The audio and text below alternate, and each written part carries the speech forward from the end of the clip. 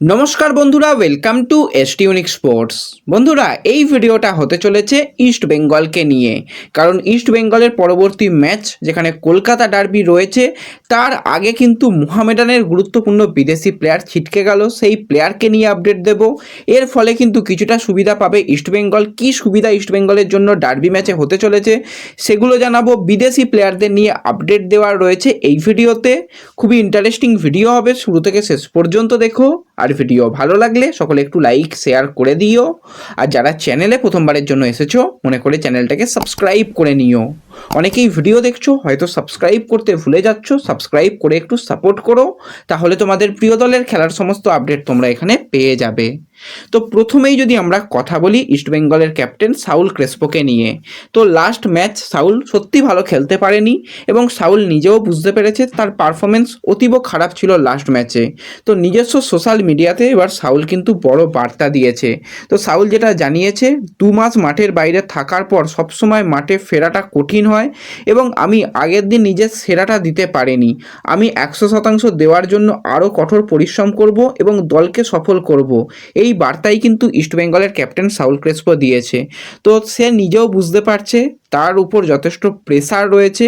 দীর্ঘদিন সে খেলতে পারেনি, সেই একটা সমস্যার কারণে দলের পারফরমেন্স খারাপ হয়েছে এবং যে ক্যাপ্টেন, তার সেই ক্যাপ্টেনশিপ মেন্টালিটি লাস্ট ম্যাচে দেখা যায়নি। তার উপর গো ব্যাক স্লোগান এবং সোশ্যাল মিডিয়াতে যেরকমটা চলছে সেটা কিন্তু সাউল বেশ ভালো বুঝতে পারছে। তার ফলেই কিন্তু এরকম একটা বার্তা দিয়েছে। তো আশা করি সাউল খুব তাড়াতাড়ি ফিট হয়ে আবার পুরাতন ছন্দে ফিরবে। এবং আজকে যদি আমরা কথা বলি ইস্টবেঙ্গলের অনুশীলন নিয়ে, তো অনুশীলনে কিন্তু আজকে মূলত সাউল সে রিহ্যাব করেছে। কারণ লাস্ট ম্যাচে তাকে কখনোই দেখে মনে হয়নি সে এখনও ফুল ফিটনেসের অবস্থায় এসেছে। হ্যাঁ, অনেকটাই রিকভারি করেছে, কিন্তু খেলার জায়গায় আসতে গেলে 15 মিনিট 20 মিনিট করতে করতেই তবু 90 মিনিট যাওয়া যায়। কিন্তু প্রথম থেকে তাকে ব্যবহার করাটা ঠিকঠাক সিদ্ধান্ত ছিল না, সেটাও সে নিজেও বুঝতে পেরেছে এবং সে রিহাব শুরু করে দিয়েছে। এবং আশা করা যায় পরবর্তী ম্যাচ যেটা মোহামেডানের সঙ্গে রয়েছে কলকাতা ডার্বি, সেই ম্যাচে অনেকটা ভালো পারফরমেন্স করতে পারবে সাউল ক্রেসপো। শুধুমাত্র সাউল নয়, তার সাথে সাথে আজকে হেক্টর ইউস্তেস, সেও কিন্তু সাইড লাইনেই মূলত আজকে অনুশীলন করেছে।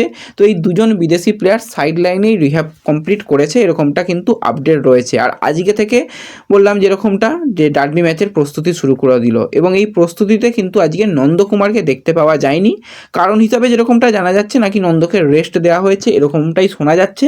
অন্য কোনো সমস্যা কিন্তু নন্দকে নিয়ে নেই।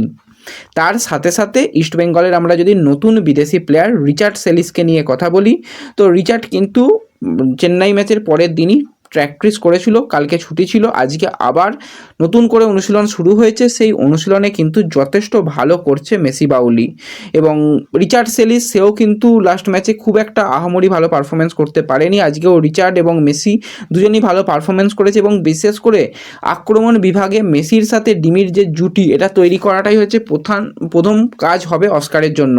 তো সেই জুটিকে দিয়ে কিন্তু আজকে বেশ কিছুক্ষণ সিচুয়েশান প্র্যাকটিস করানো হয়েছে এবং সেই জুটি গোলও করছে।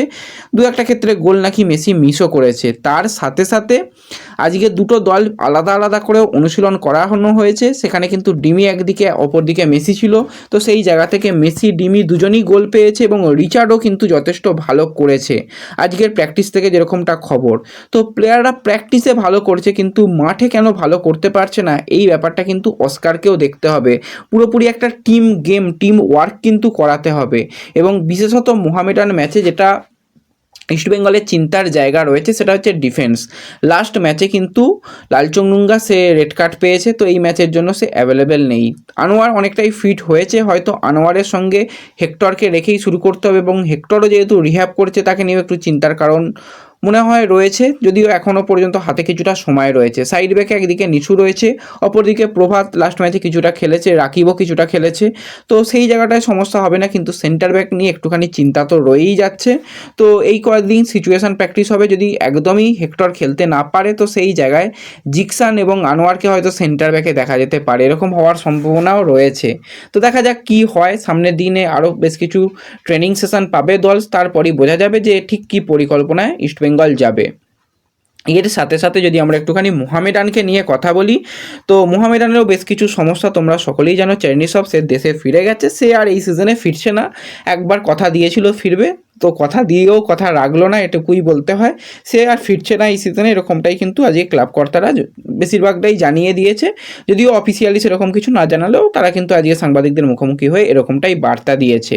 তার সাথে সাথে তোমরা সকলেই দেখেছো কাসিমভ, সে কিন্তু মোহনবাগানের বিরুদ্ধে টমের উপর যেরকমভাবে ফাউল করেছিল, যেরকমভাবে চ্যালেঞ্জ করেছিল, তার রেড কার্ড হয়। তো রেড কার্ডের কারণে সে কিন্তু বেশ কিছু ম্যাচ মিস করবে, লাস্ট ম্যাচ খেলতে পারেনি এবং যেরকমটা শোনা যাচ্ছে আরও নাকি 2টো ম্যাচ রেড কার্ডের জন্য সাসপেন্ড হতে চলেছে। তো মাঝ মাঠের অত্যন্ত গুরুত্বপূর্ণ প্লেয়ার কিন্তু ছিল এই কাসিমভ, এবং অ্যালেক্সিসও তার সঙ্গে একটা ভালো জুটি বাঁধে। তো সেই জুটির কিন্তু অনেকটাই ধাক্কা পেলো এবং কাসিমভ দীর্ঘদিন ছিটকে যাওয়ায় কিন্তু মোহামেডানের ওপরও চাপ বাড়বে। তো মাঝ মাঠ কিন্তু ইস্টবেঙ্গলকে দখল করে খেলতে হবে।